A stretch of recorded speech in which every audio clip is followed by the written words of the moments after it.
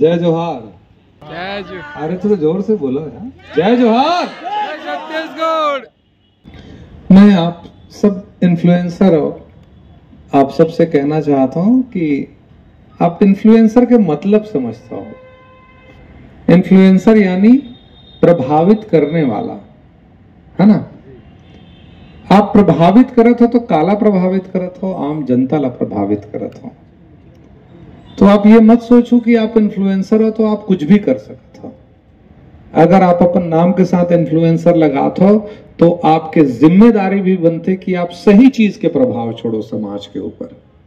कोई गलत चीज के प्रभाव नहीं छूटना चाहिए। आप अगर कोई प्रभाव छोड़ रहे हैं तो उसका सकारात्मक परिणाम होना चाहिए, तब आप इन्फ्लुएंसर हैं।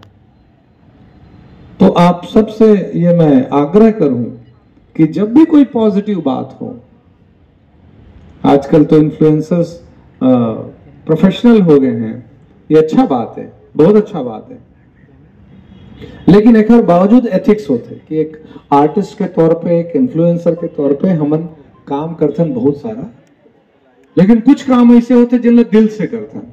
तो जब भी आपके दिल से आवाज आए जो लगता है कि हमार परिवार, समाज, हमार प्रदेश, हमार बोली, भाषा, संस्कृति, परंपरा, साहित्य पर अच्छा हो सकते, उनमें बिल्कुल दिल की आवाज सुन के काम करना चाहिए।